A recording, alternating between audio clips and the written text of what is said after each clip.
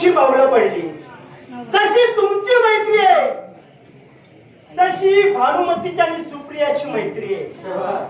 जसं तुम्ही मित्रासाठी झटतात तशी या भानुमतीसाठी झटणं हे सुप्रियेचं कर्तव्य आहे. मग आमचा जो मार्ग रोखला तो काळी कशासाठी? एकाच कारणास्तव. ऐकूया. स्त्रीची निर्बंधना करणं कर्णाला केव्हाही पटलं नाही. पण संप्रत मित्रत्वाच्या फक्त शब्दासाठी आणि त्या माझ्या मित्रासाठी आज मला इथपर्यंत यावं लागलंय. म्हणून अंगराज कर्ण आपल्या जवळ समजावणी करतोय. भानुमती माझ्या स्वाधीन करा आणि माझं कर्तव्य पूर्ण करण्याची जबाबदारी मला ते कर्तव्य पूर्ण करू द्या. अंगराज, सहज तुमच्या मुखातून शब्द बाहेर पडले. ही भानुमती तुमच्या स्वाधीन करा. तुमच्या समोर ही सुप्रिया उभी आहे. मी रक्ताचं पाणी करे ढाल म्हणून मी तुमच्या समोर उभी राहीन. पण ही भानुमती तुमच्या स्वाधीन केव्हा येऊ शकत नाही. हे पहा, तुम्ही झटताय तुमच्या मैत्रीसाठी आणि अंगराज करणारा आपल्या मैत्रीसाठी.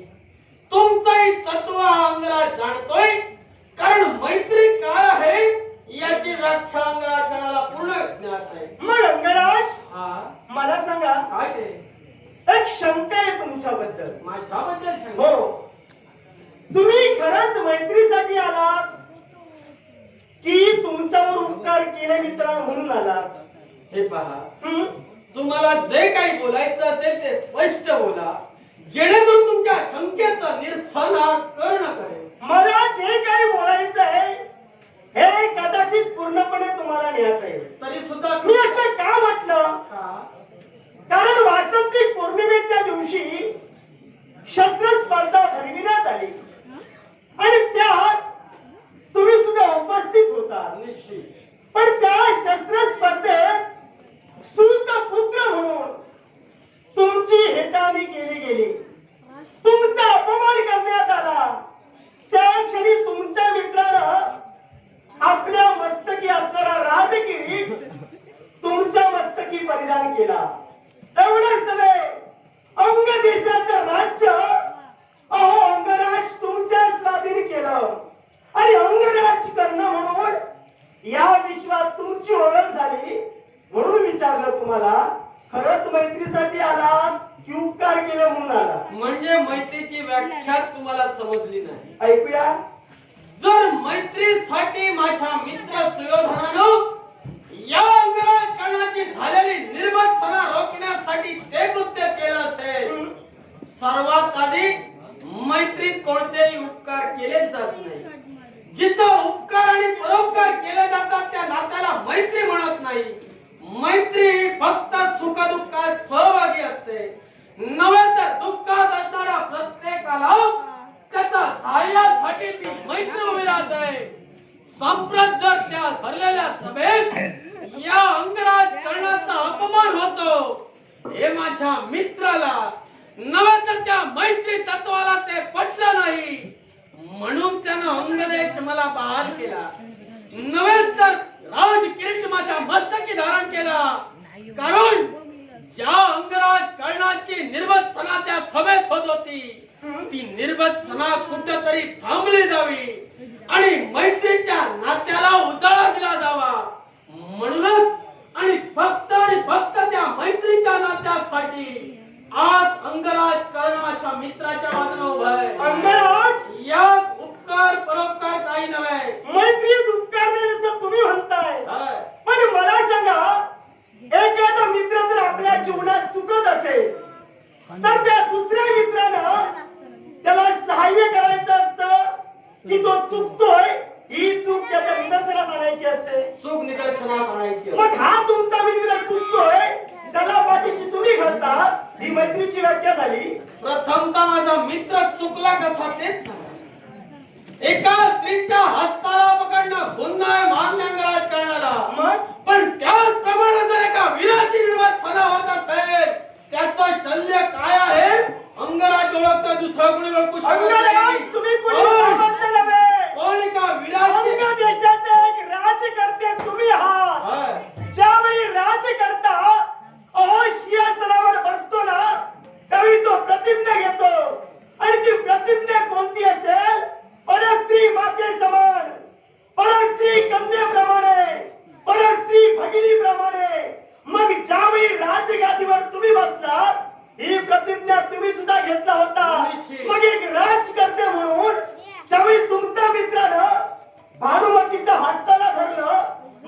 राजे म्हणून त्याला विरोध तुम्ही का केला नाही? एकाच कारण असतं. ऐकूया. मी काय म्हणालो? स्त्रीची निर्वसना करणं हे पाप आहे, अधर्म आहे. हो ना? पण ज्या एका वीराची वीरश्री जागृत होते, त्याच्या वीरत्वावर जर प्रश्न उभा राहत असेल तर त्या वीरानं केलेलं कृत्य हे निश्चितच सत्यवादी असेल. नपेक्षा स्वयंवरात घडलेला प्रमाण तुम्ही सुद्धा जाणता. अंगराज, हाय. तुमचा मित्र नक्कीच पराक्रमी आहे. हो. मग मला सांगा, तुमच्या मित्राच्या विरस्त्रीला डाग कुणी लावला, आम्ही की तुम्ही लावला? वीरश्रीला डाग केव्हा लागला जातो? केव्हा लागला जातो? जर त्या स्वयंवर मंडपात कृतीच घडली नसती हा, तर प्रतिक्रिया उमटलीच नसती.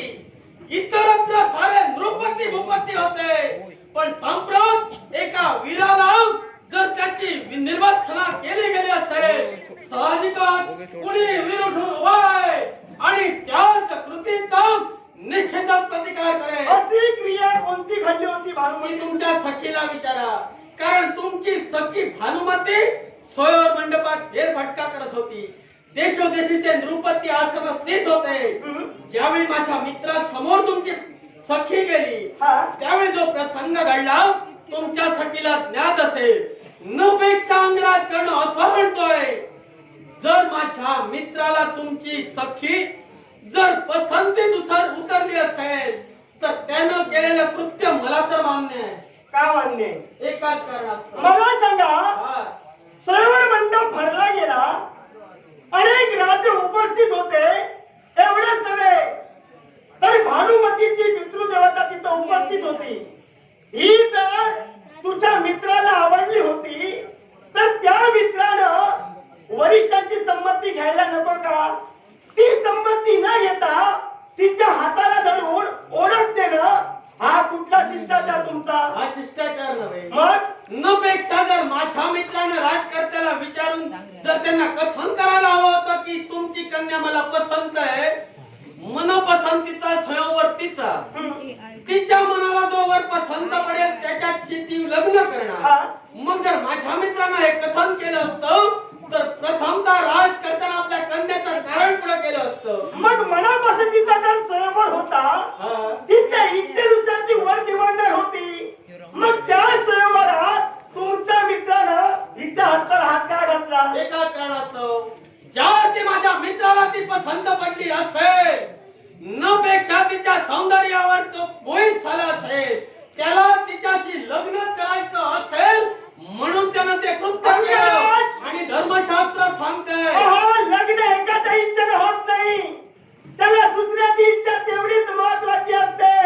लग्न या शब्दाचा अर्थ मुळी असा होतोय, दोन परस्पर भिन्न कुटुंब ज्यावेळी एकत्र येतात, त्या दोन कुटुंबामध्ये एक नातं निर्माण होतं, त्याला लग्न असं म्हटलं जातं. मग हिची इच्छा सुद्धा तो बळजबरी का करतोय? लग्न करण्याच्या अनेक पद्धती आहे. हो ना? त्या ज्या माझ्या मित्रानं जो मार्ग अवलंबला धर्मशास्त्रानुसार मला योग्य वाटला आणि म्हणून त्याचा पाठिंबा देऊन अंगराज करणं वय तोही भानुमतीला ठेवून अंगराज, तुम्ही धर्माचे पुरस्कर्ते आहात, अधर्माचे नाही. निश्चित. हे मात्र पूर्णपणे तुम्ही लक्षात ठेवा. हा.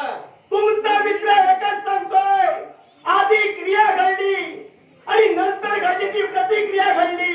आणि क्रिया कोणती? तर या माझ्या सखीनं भर स्वयंवर मंडपात म्हणे नाक मुरडलं. तुम्ही पाहिलं होता? मी तेच म्हणालो. तुम्ही हे पाहिलं होतं मी का? काय म्हणालो? पण मित्र सांगतोय आणि तुम्ही ऐकतात. ओ चोराला पाठीशी हात तुम्ही घालतात. माझ्या बोलण्याचा अर्थ तुम्हाला समजला? ऐकूया. मी काय म्हणालो? हा? ज्या स्वयं मंडपात आसनस्थित राजकर्ते होते, प्रत्येकाच्या समोर तुमची सखी जाणार होती, कारण तिचा मनपसंतीचा स्वयंवर. अर्थात माझ्या मित्रा समोरची प्रक्रिया घडली, त्याला त्यानं प्रतिक्रिया दिली. आता त्यानं दिलेली प्रतिक्रिया म्हणजे निश्चितच योग्य असेल हे माझा विश्वास. आणि म्हणूनच त्या मैत्रीच्या नात्यासाठी अंगराज उभा आहे. योग्य काय आणि अयोग्य काय हे अंगराज तुम्ही ठरवू नका. प्रत्येकाला व्यक्ती स्वतंत्र आहे.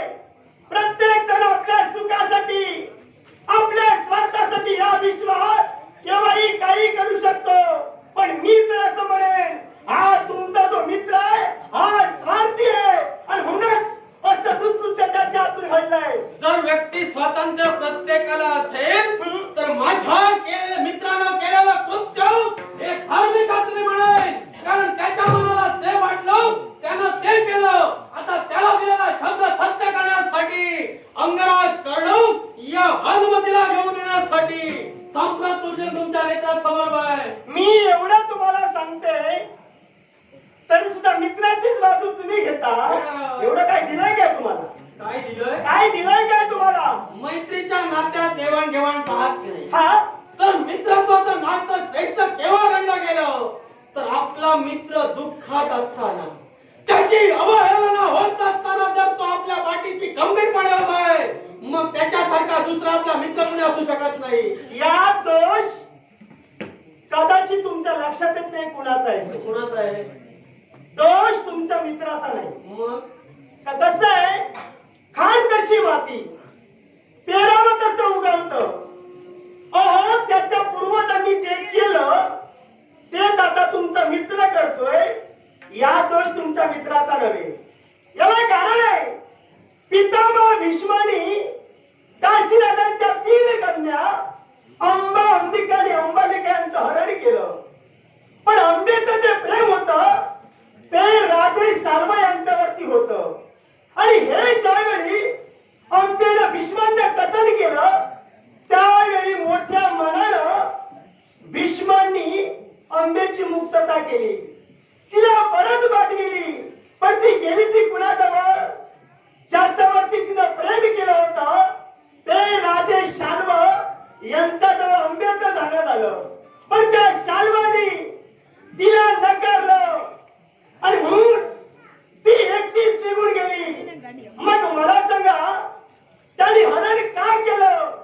याच्यापेक्षा आज नाहक त्रास एका स्त्रीला भोगावा लागला.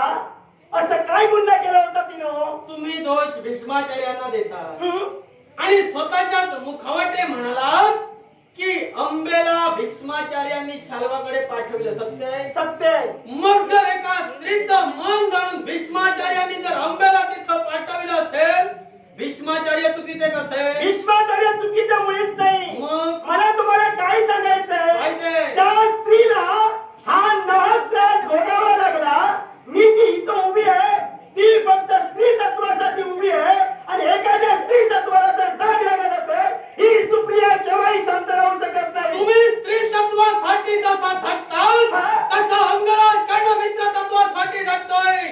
ज्याप्रमाणे भीष्माचार्यांनी ज्यावेळी काशी नगरीत 3 कन्यांना जिंकलं गेलं, धर्मशास्त्रानुसार सर्व घडत आलं. आता ते का घडलं, कसं घडलं याचा उल्लेख नकोय, कारण सारे पूर्ण विश्व जाणतंय. नपेक्षा ज्यावेळी भीष्माचार्यांना वाटलं त्यांनी एका स्त्रीची मुक्तता केली म्हणजे स्त्रीपत्नी त्यांनी सन्मान दाखवला. आता माझ्या मित्राला ही भानुमती पसंत पडली, त्यानं तिचं हरण केलं. मग त्याच्या मनातील इच्छा मित्र म्हणून तर मी पूर्ण करत आहे.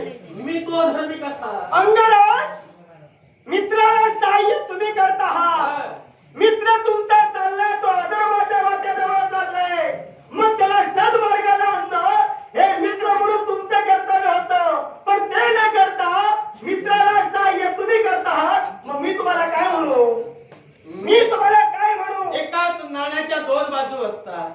तुम्ही एका बाजूला विचार करताय की तुम्ही तुमच्या मैत्रीसाठी म्हणजे या भानुमतीसाठी आज आमच्याशी स्त्री तत्वावरून वाद करतात.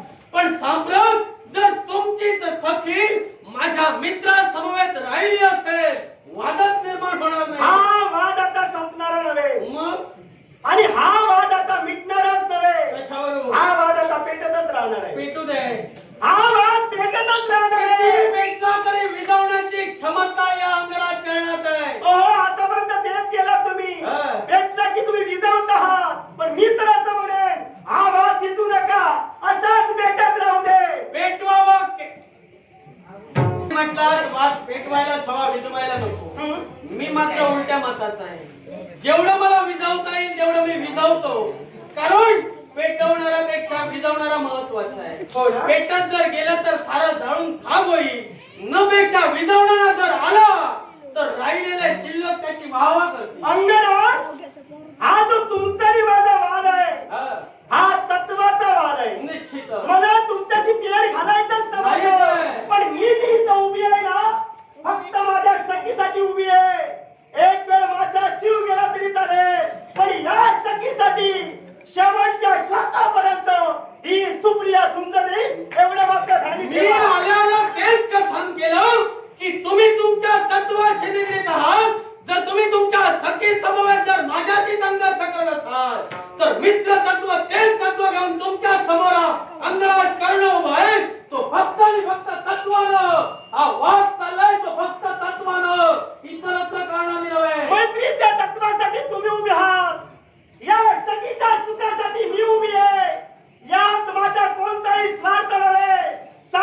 तुम्ही ऐकत नसाल आणि संघर्ष जर तुम्हाला करायचा असेल तर ही सुप्रिया तो संघर्ष नक्की केला एवढा मात्र ध्यान ठेवा. मग संघर्ष झालाय सुप्रिया तत्पर असेल. लावला नगरात हो दे संघर्ष. दुखणवायला उंबऱ्या सारखा दुखणवायला दुखणवायला उंबऱ्या सारखा मित्र बनव्यामध्ये गारव्या सारखा मित्र बनव्यामध्ये गारव्या सारखा वाट चुकणार नाही जीवनभर तुझी वाट चुकणार नाही जीवनभर तुझी वाट चुकणार नाही जीवनभर तुझी वाट चुकणार नाही जीवनभर तुझी एक तू मित्र कर आरशा सारखा एक तू मित्र कर आरशा सारखा मित्र बनण्यामध्ये कारव्या सारखा सुप्रिया